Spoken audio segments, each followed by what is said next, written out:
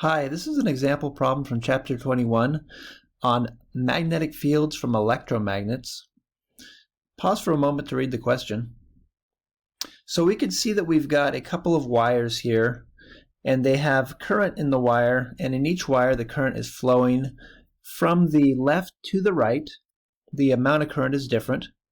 And Part A asks us, calculate the net magnetic field, magnitude and direction, at point A, which we can see is midway between the wires. So the idea here is that moving charge, or current, generates magnetic fields in the space around it. So we're going to try to figure out what is the magnetic field at location A due to the influence of not just the top wire, but also the bottom wire. They're going to both combine to produce the net magnetic field, and magnetic fields obey the superposition principle, which means we need to add the vector quantities together to get the total magnetic field at point A.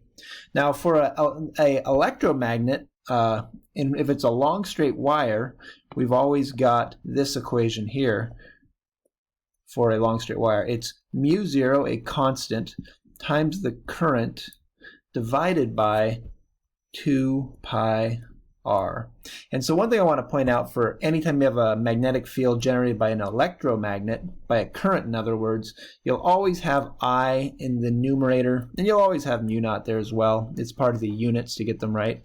The rest of the thing is going to be some geometric thing. So this is 2 pi r, has to do with the geometry of the long straight wire.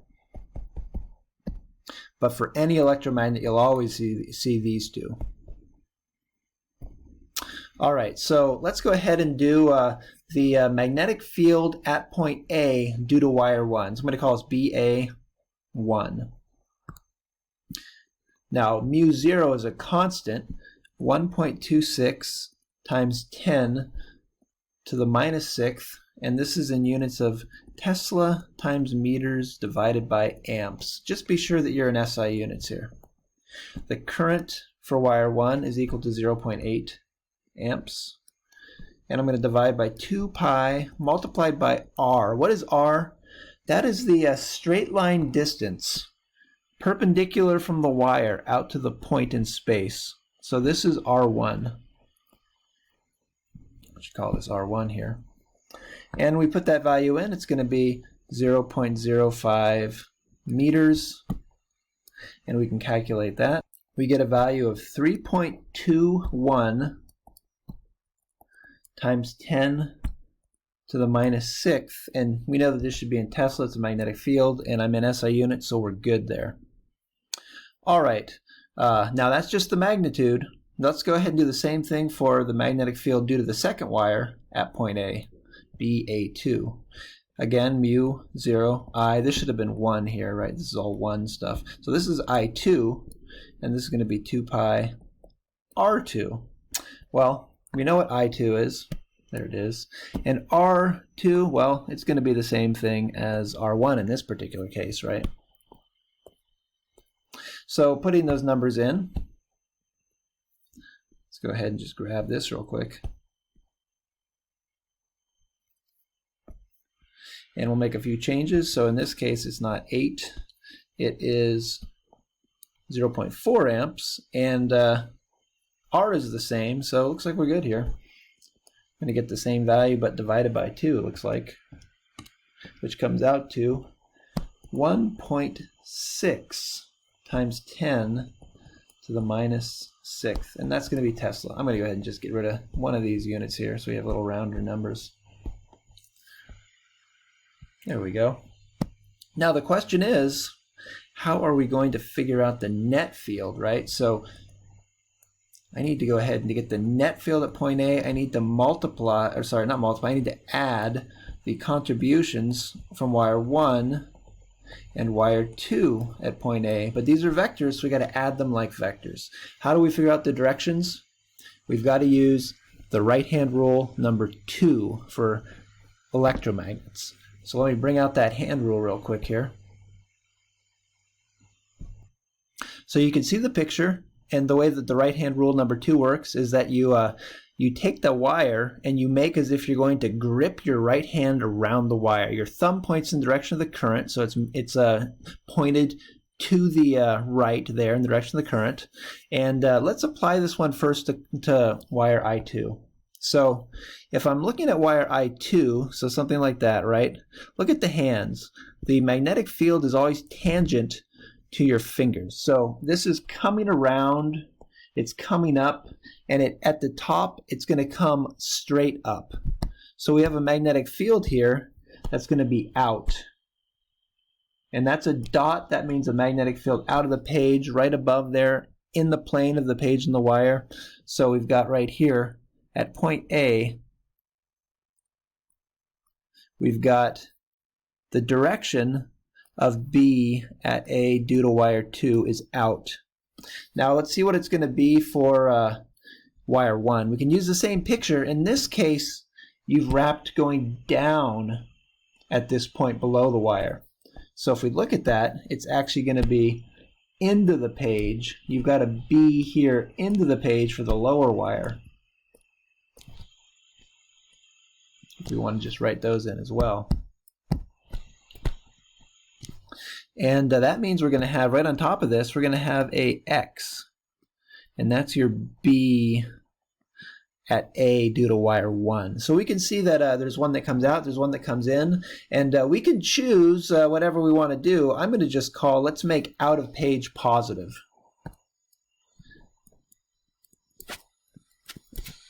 So they're both coaxial along the in and out of page.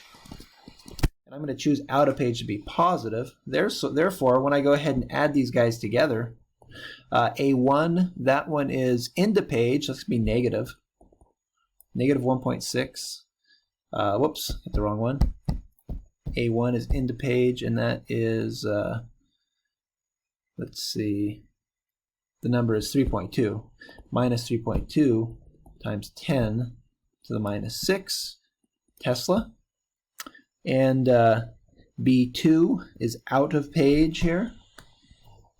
So we're going to have plus a 1.6 times 10 to the minus 6th Tesla. And when we add those numbers together, we're going to get a minus 1.6 times 10 to the minus 6 Tesla. And so the magnitude, of course, of that is just going to be, since it's only one component, it's going to be the positive value.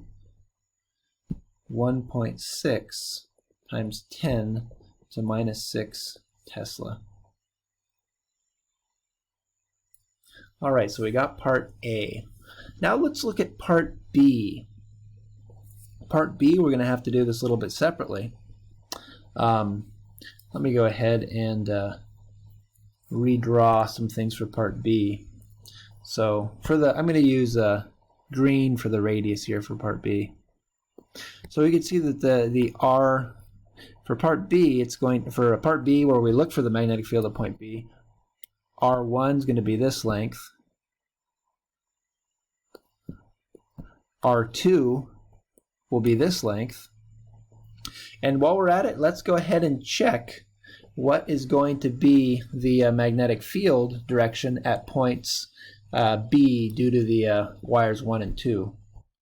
All right, so we've got another little picture here for point B here. And we're going to go ahead and try to figure out what is the direction of the magnetic field due to these wires. Let's look at wire 1 first. For wire 1, point B is above. For wire 2, point B is also above. So they're going to have the same direction in this case. And as we can imagine from what we saw before, it's going to be out of the page because anything above, the fingers are wrapping around underneath and they come out at the top. And so the magnetic field for both of these is going to be out. So we can draw a little dot there. And so I can basically go over here and say, okay, I know it's going to be out. That's going to be my B magnetic field at point B, and let's say due to the first wire. But it's also going to be out, and these are superimposed at point B, right? I'm just drawing them off a little bit. But it's going to be magnetic field at point B due to wire 2, also going to be out. Now we got to figure out the magnitudes. So let's go ahead and do that. And again, it's going to be these two equations. And all we're going to do now is switch the position to point B. And so we're going to go ahead and use, oh well, you know what, very similar type of equations here. So let's go ahead and just grab these. And we'll just fill in the appropriate information here. So mu sub 0, the same as usual. The currents in the two wires, 0.8, 0.4 amps, same as usual. Only thing that's going to be different here is going to be the distances from the wire perpendicular to point B. So let's go look at those real quick. So we know that these aren't quite right. Let's see what they need to be. So for R1, it's going to be, let's see, 0.15 from here to here. For R2, it's going to be longer than that because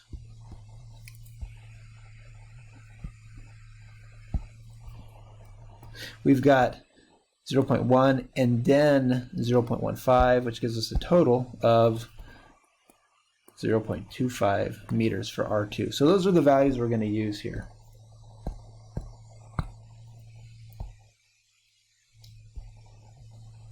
One and 2. Now we got these all set up, we're going to go ahead and calculate these. So for the top one, the magnetic field due at point B due to wire 1 comes out to 1.07 times 10 to the minus 6 Tesla. And the contribution from wire 2 at point B comes out to 3.21 times 10 to the minus 7th Tesla. Now these are both out of the page as we saw, so to get the net field here at point B, we're going to add these two vectors. And they're both going to just have a single component that points out of the page. We called that positive, therefore we're just going to add these two numbers.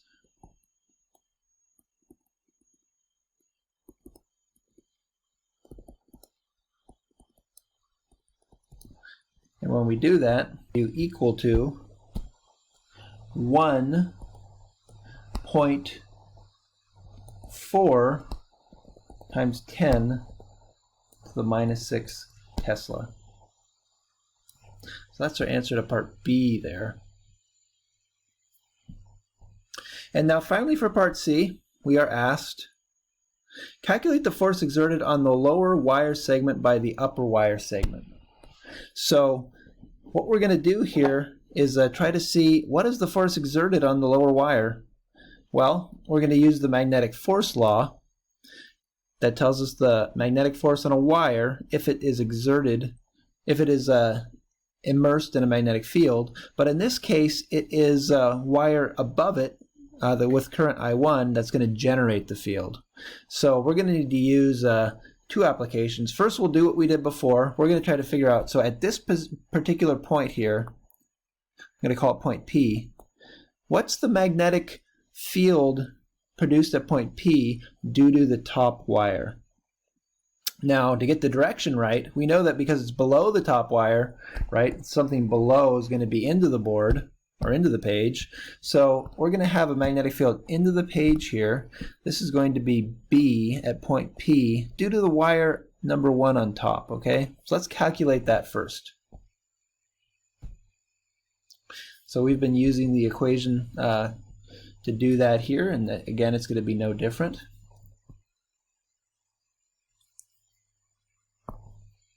Oops. This is going to be point P. Now, do I need to do both wires? I only need to do the top wire to get the magnetic field at point P, because I'm going to figure out what the force is on the second wire, and the second wire can't produce its own force, so the magnetic field of the second wire doesn't matter here.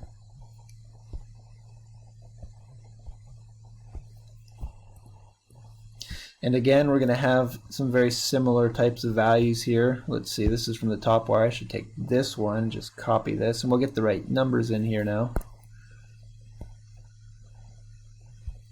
So the distance is not going to be the same per se. but the current's the same, the constant's the same, 2 pi is the same. Let's go look at it and see. What is this distance here? Oh, the distance from here to here, one to the other, there it is, 0.1 meters.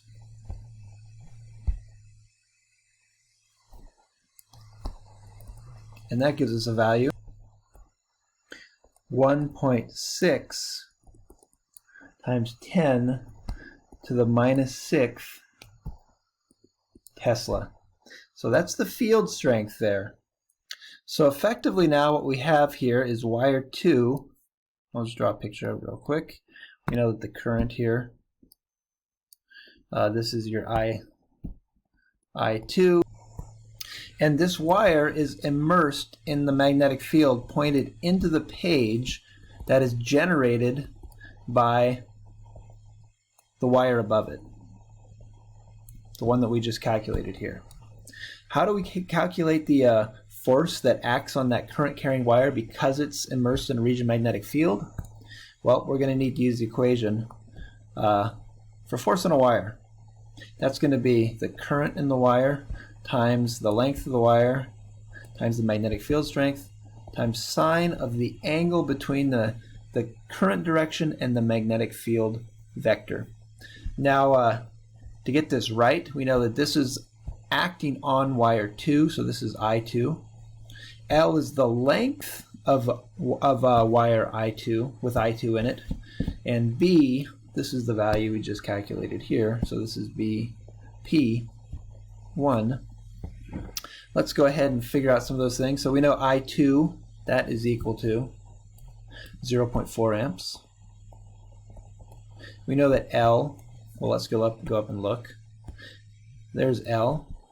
From end to end for wire 2, it's 1.5 meters. The magnetic field, which we just calculated, 1.6 times 10 to the minus 6th Tesla. And the angle, well, let's go ahead and just look at this. The current here is going in this direction. Magnetic field is into the page, and so that means they're 90 degrees. And we know that sine of 90 degrees is going to be equal to 1. When we put this all into the calculator, we're going to get a magnetic field that's equal to 9.6 times 10 to the minus 7th. Sorry, not a magnetic field, magnetic force, and the units are going to be newtons. So that force is going to act on that wire. Which direction is it going to be in? To figure that out, we need to do the right-hand rule, number 1. And this is going to be a bit hard to draw, but put your palm with your fingers, let me use a different color here, your fingers pointing into the page, your palm is up and your thumb is in the direction of the current. And that means that the force is going to be pointing straight up. And in fact, if we actually did this, we would see that that wire would be attracted up towards the other one. And of course, the other one is actually going to be attracted, pulled down towards the other one, since these forces will be equal and opposite. They are third law force pairs.